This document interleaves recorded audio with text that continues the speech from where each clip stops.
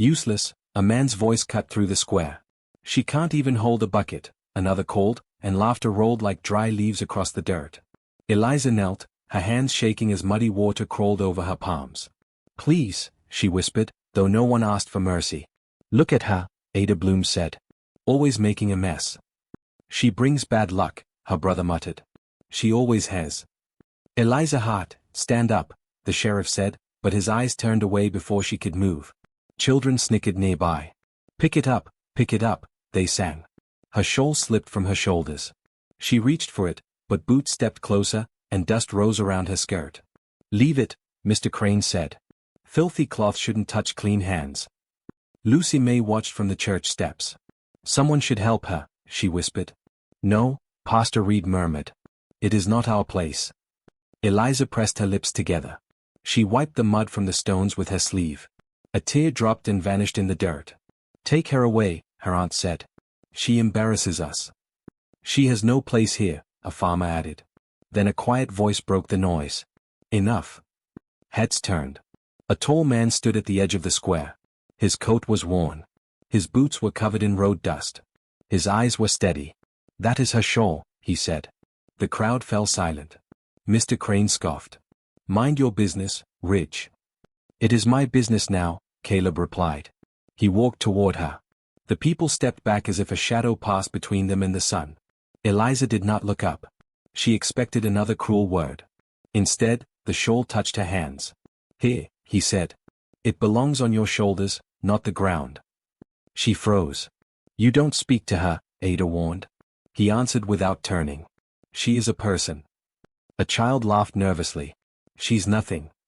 Caleb glanced at the boy. Then the town is poorer than it knows. Eliza slowly raised her eyes. His face held no pity, only calm. Can you stand? He asked. She nodded. Take your time. She rose, legs weak, and the shawl wrapped around her. The crowd watched, unsure, uneasy. You should not touch strange men, her aunt hissed. He only returned what was hers, Lucy whispered, and surprised herself by speaking. The sheriff cleared his throat. Caleb, leave before trouble starts. I did not start it, he said, still looking at Eliza. She spoke at last, her voice barely sound. Thank you. There is no need to thank a stranger for simple decency, he replied. Mr. Crane leaned closer. She is trouble, Ridge. She always has been. Trouble follows cruelty, Caleb said. Not the other way around. A ripple of discomfort moved through the crowd. Are you taking her? Ada asked sharply. I am only making sure she is not harmed, he answered. Eliza stepped back, afraid the moment would break. He does not belong to me, she said. No one does. Caleb's expression softened slightly. She is right. She belongs to herself. The words settled heavy in the air. The people whispered. Did you hear that?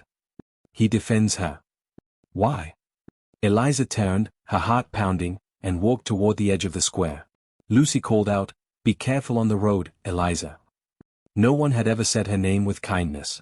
She paused, then nodded once. Behind her, Caleb spoke again. You dropped nothing that cannot be lifted again. She glanced back. The sun touched his shoulders with gold. And neither have you, he added. The whispering grew louder as she walked away. For the first time, their voices did not break her.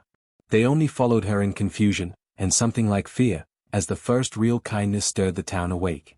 Somewhere, a door creaked, and a lantern swayed as if Dry Creek itself had noticed the change beginning in the heavy evening air. She sat beside the creek, scrubbing her hands in the cold water. She won't ever be clean, a woman's voice echoed from memory. They were right, she whispered. The current dragged the dark water past her fingers. She is nothing, another voice pressed in her mind. Who falls crunched on the stones behind her. Do not be afraid, a low voice said. She turned and saw him holding a lantern. You should not be here, she murmured. You should not be alone, he replied. His words settled softly. I did not ask for help, she said. Help is not always asked for, he answered. He knelt and set a small bundle beside her. What is that? She asked. Bread, he said.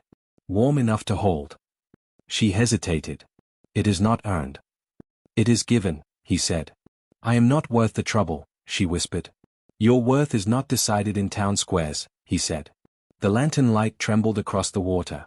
Why speak to me? she asked. Because silence can hurt more than words, he said. She looked down. They hate me. They fear what they do not understand, he replied. They call you wild, she said. They call rain wild, too, he said. She gave a quiet, broken laugh. Eat, he urged. Your hands are raw. She tore a small piece. It tastes like kindness, she said. It is only bread, he answered. It is more than I was given today, she said. You deserve more tomorrow, he said. She flinched at a distant sound. Two boys stood on a ridge, watching. That is her, Eli whispered. With the mountain brute, Jonah said. Run and tell them, Eli urged. They vanished into the brush. They will speak again, she said. Words lose strength when kindness answers, he said. She watched the lantern glow. You are not like them, she said. I am only a man, he replied. A man who stands, she said. A man who listens, he corrected. You could leave, she said. I will, when you are steady, he said. She tried to steady her hands. They will punish me, she murmured. No one will touch you here, he said. And tomorrow, she asked. Tomorrow has not spoken yet, he said. She rose slowly, feet numb from the cold. The sky darkened into a deep blue cloth above them. Thank you, she told him. There is no debt, he said. There is, she replied. Hope. He nodded once, a silent promise. The water whispered over stone. Go home, he said gently. There is no home, she answered. Then walk where you feel less alone, he said. She stood still, listening to the night birds. You should leave before they return, she said. They already returned in their minds, he answered. She pulled the shawl tighter.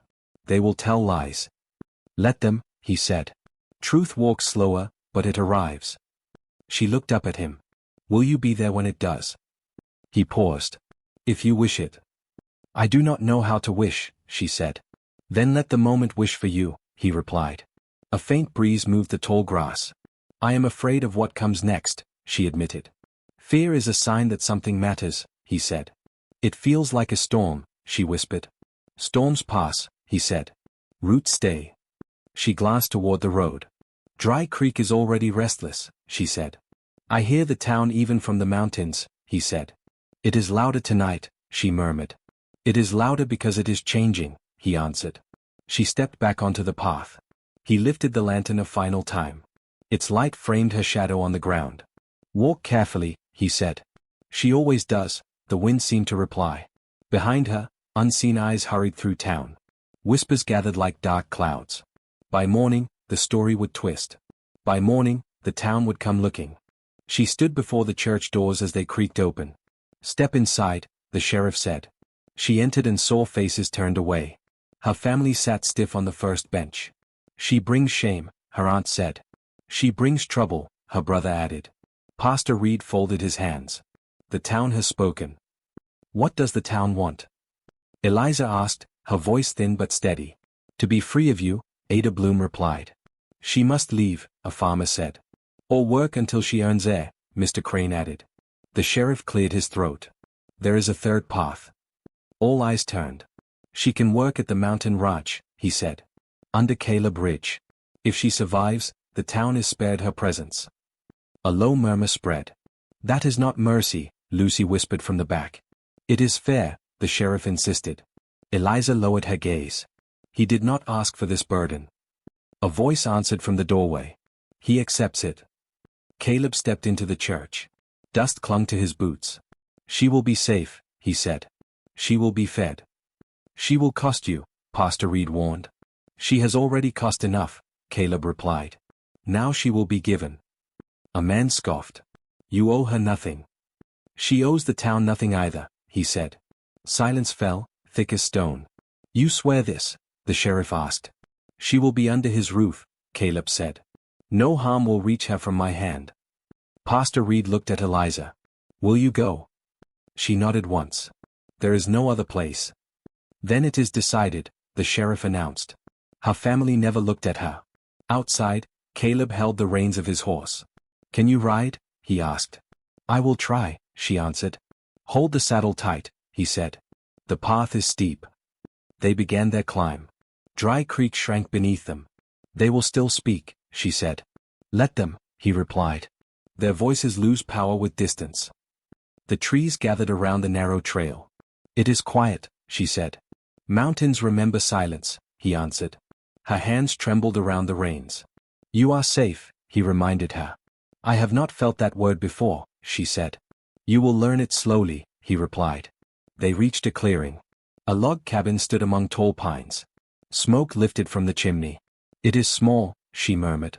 It is strong, he said. He opened the door. A plain bed rested in one corner. A bucket sat beside a basin. A folded dress lay neatly on a bench. These are for you, he said. She touched the fabric. It is clean. So are you, he answered. Tears filled her eyes. No one has said that. He looked away. No one had the courage. She set down her bundle. What must be done? Rest, he said. Tomorrow comes soon enough. And if the town returns, she asked. They will meet me first, he said. She stepped to the small window. The forest watched in quiet protection. There is no shouting here, she whispered. No, he said. Only breathing. She turned. Will you leave? I will be near, he replied. Call if fear comes. It already fades, she said. He paused at the door. Sleep without watching the dark. I will try, she promised. He stepped outside. She lay upon the bed, listening to the wind in the pines. For the first time, her chest did not ache. Down the mountain, a light burned in the church window. Whispers gathered again in the streets. They were not finished with her yet. Eliza stepped into the yard at first light, the chill brushing her cheeks while the hens stirred around her boots. She gathered eggs in a small tin pan. Good morning, ladies, she said softly. A brown hen clucked. You are louder than the rest, aren't you? She murmured, and a faint smile touched her mouth. From the barn, Caleb's voice carried, low and steady. They answer kinder when spoken to. They answer because they are hungry, she replied. Then you have chosen the right hour. She moved to the fence where a loose board had leaned the day before. He must have fixed it already, she said, almost to the air. Her fingers brushed the smooth wood. Clean boots rested near the door, set in quiet order. Inside the barn, a pale cow shifted. Caleb set down a small stool. Sit here. Keep the pail close. Slow hands. I will try, she said. Do not fear the kick. She feels it. She senses more than she shows. So do people. Milk tapped the pail, a soft rhythm in the stillness.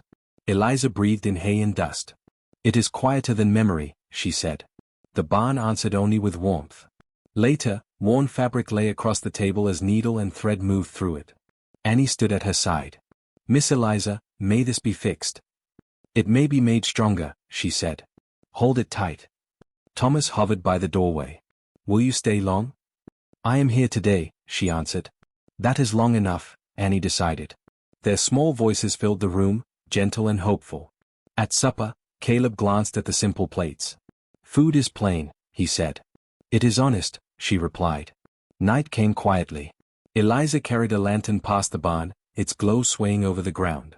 Shadows stretched and trembled like old fears. She pressed her hand to her chest. Do not follow, she whispered. Do not return. Boots stopped beside her. Caleb stood with his hat lowered. You are safe here, he said. She nodded, tears shining but steady. I hear the past in the rafters. It cannot cross this line. How do you know? Because it fears what it cannot name. The words wrapped around her like calm cloth. Morning brought still air and soft light. The broken latch stood repaired, iron set true. She touched it gently. Storms speak hard to broken things, Caleb said. They will speak softer now. In the distance, a wagon rattled, laughter sharp on the breeze. Annie ran to the fence. Why are they looking this way? They always look, he answered. Do they see us? They see what they do not understand. Eliza felt the new peace tremble within her, delicate but growing. May they leave it alone, she whispered. Caleb looked toward the road, his jaw tightening just slightly. They seldom leave what troubles their quiet. And far off, the town watched the ranch in silence. Eliza stepped along the dusty street of Dry Creek, her basket light in her hand, her spine held straight as eyes pressed into her from every porch and window. The wind stirred grit around her boots. At the well, Ada Bloom leaned closer to another woman and spoke without lowering her voice. That rancher caught her like a snare, she said. No woman walks free by his side unless she is bound. He has a way with silence, the other answered. Silence can be a spell. He keeps her hidden for his own reasons. They say he found her near the ridge and never let her pass again. Eliza lifted her chin, though her fingers trembled against the wicker. She walks because the path is open, she said, her voice steady. Ada's eyes narrowed. No one asked you to speak. They seldom do. Mr. Crane stepped from his store, folding his arms. There will be no more trade with that man, he announced. A ranch run on secrets has no place in this town. He brought no harm, Eliza said. He brings unease. A man near the rail spat into the dust. Unease spreads faster than fire. The sheriff stood nearby, hands resting on his belt. An inspection will be made, he said. Order must be seen. Order is not always loud, she answered. A child's laugh broke through, then fell silent as the hush returned. Someone bent low, gathering mud, and flung it. Thick earth struck the hem of her skirt, heavy and cold. She did not cry out. She looked down, then up again. Boots sounded before her. Caleb stepped beside her, broad and unhurried, his shadow stretching over the ground. Who aimed that hand? He asked. No voice rose to answer. Faces turned away. Even Ada's gaze dropped. She walks with permission, he said. She walks with choice, Eliza added. The sheriff shifted his stance. We will see what the land says. The land has already spoken, Caleb replied. They moved on without further word. The road led back toward trees and open field, yet the weight of the town followed each step. Eliza's breathing came shallow. They have planted thorns in the air, she murmured. They cannot root them in good earth. They will try again. They always do. Evening fell soft and gray. Eliza stood at the doorway, staring past the fence, the longing to disappear rising like a tide. She slipped beyond the gate, then farther still, grass cold beneath bare feet. The woods closed around her, branches whispering. Every step carries trouble, she said. Every breath brings eyes. The night did not answer. A low call found her. Do not run from the ground that holds you. She turned. Caleb's form moved toward her through shadow. He drew off his coat and placed it carefully around her shoulders. Cold belongs to the dark, he said. Not to you. This light causes pain, she whispered. This light is needed. What if it burns all it touches? Then it will teach what must be changed.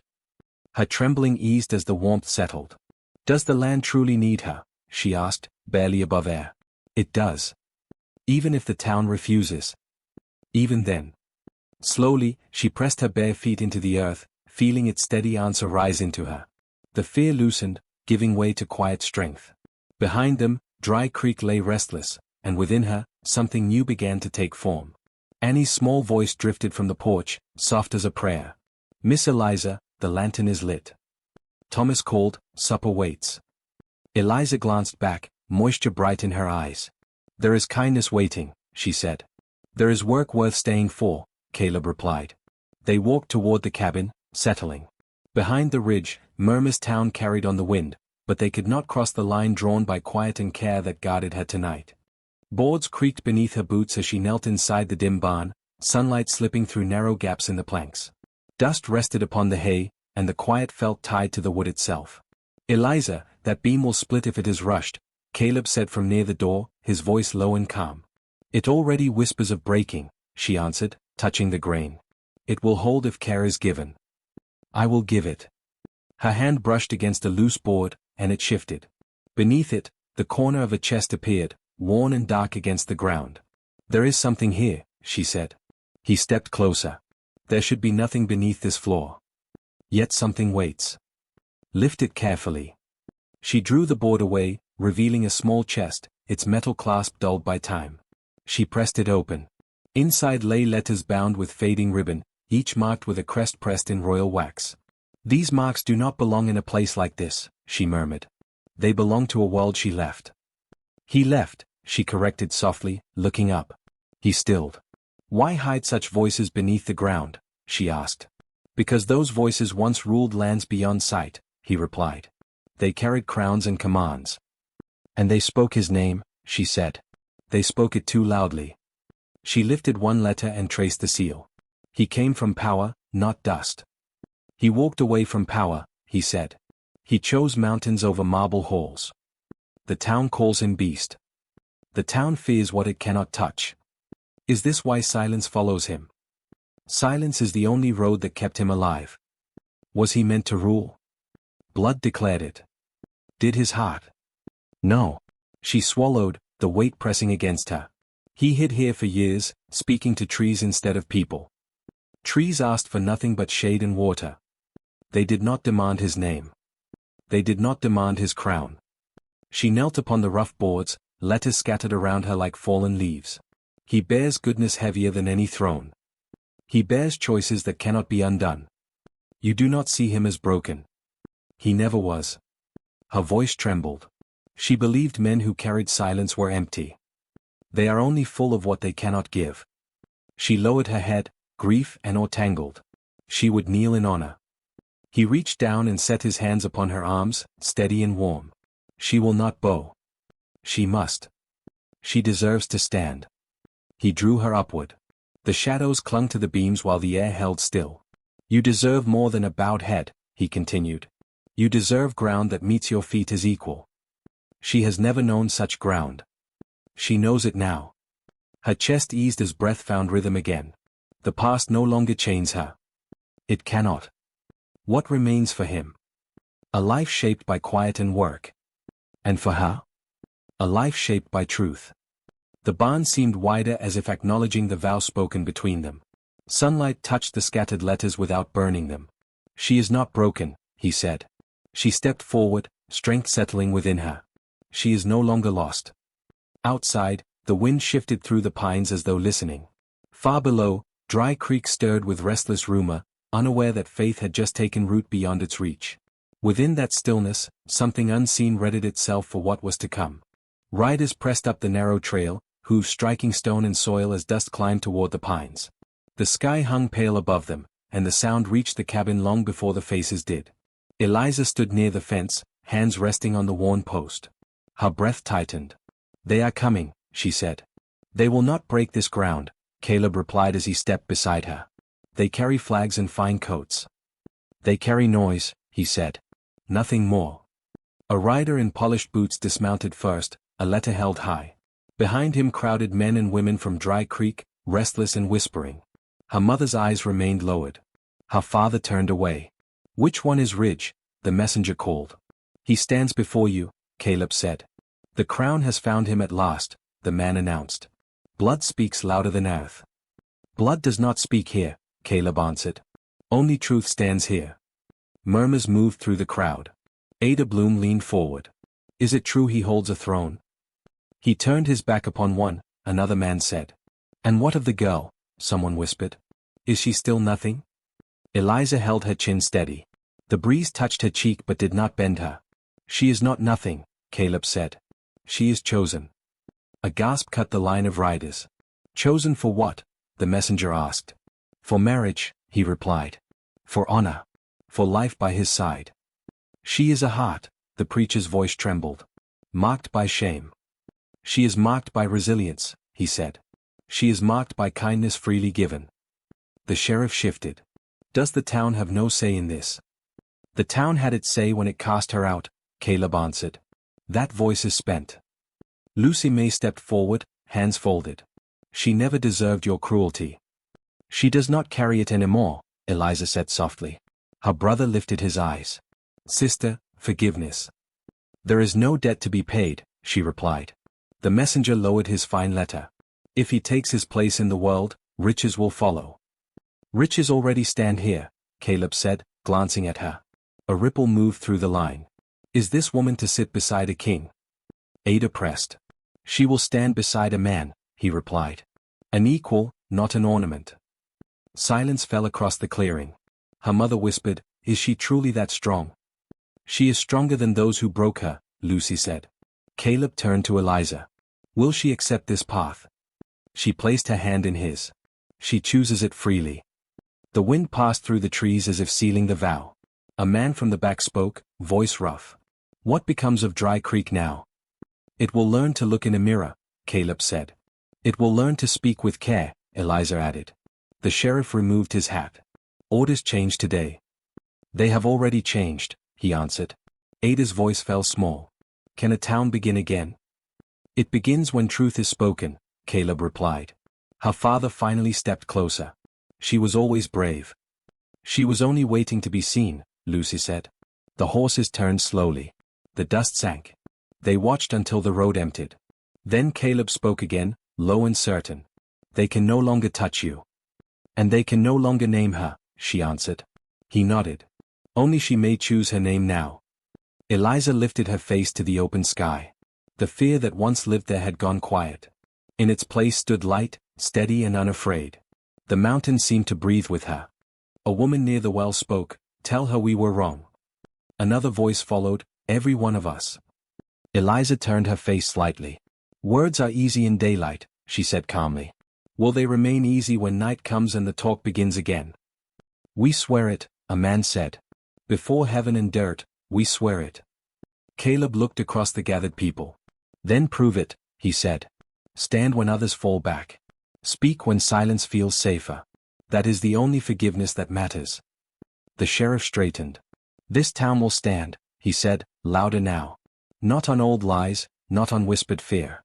On truth, and on work." Ada glanced at Eliza.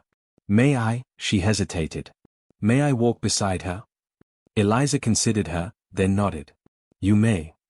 Ada took a slow step forward, then another, until they stood together. Pastor Reed bowed his head.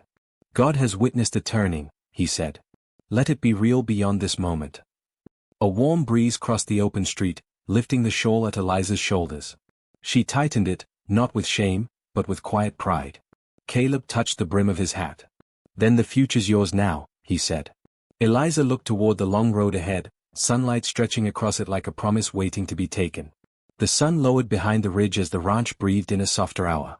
Chickens settled, a horse stamped the dust, and the porch boards warmed under quiet feet.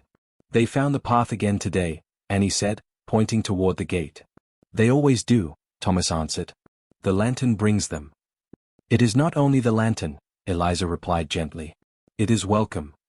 A weary traveler approached, hat in hand. "Is there water for a stranger?"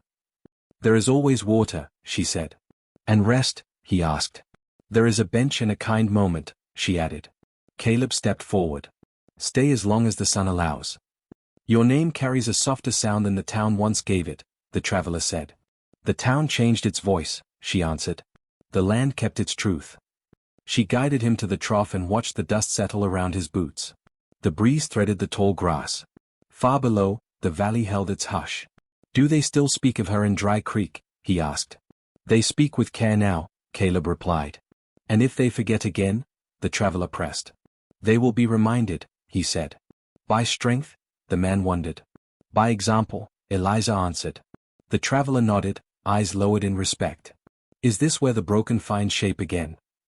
"It is where the quiet are heard," she said. A cart rattled toward the fence. A woman held a child close. "Is this the place of shelter?" "It is the place of peace," Annie answered brightly. The child smiled. "Then the fear can stay on the road." "Yes," Eliza said. "It cannot cross this ground." Caleb looked at her, voice low. "She speaks as if the earth listens." "It always has," she replied. They walked the fence line while the light softened. The pines whispered above them. "Does she remember the girl she was?" he asked. "She remembers," she said. "But she no longer lives there." "And the shame?" he asked. "It was never hers to keep," she answered. He stopped beside her. "She became more than she was told." "She became what she chose," she said. From the porch, Lucy May watched their quiet strength. "The town is asking for guidance now," she called. "They already know the answer," Eliza said. "It is written in your walk," Lucy replied. "Well then," Caleb said, "they can learn to read it." Evening folded gently across the mountain. The lantern was lifted, flame steady behind clear glass. Annie whispered, "Why does it shine so bright?" "Because hope needs a home," Thomas said. "And it has one," she replied. A distant voice echoed from the trail. "Is there haven above the ridge?" "There is light waiting," Eliza called. The gate opened once more. Footsteps met the wood. The night paused, as if honoring the ground she stood upon. The traveler bowed. "This place will live beyond stories. It will live in actions," she said. "And her name?" he asked quietly. "It will not be given by crowds," Caleb replied. "It will be carried by truth, Eliza finished. The flame flickered but did not fall. The mountain held its breath, then released it in calm. A new dawn waited beyond the dark, and it already knew her name.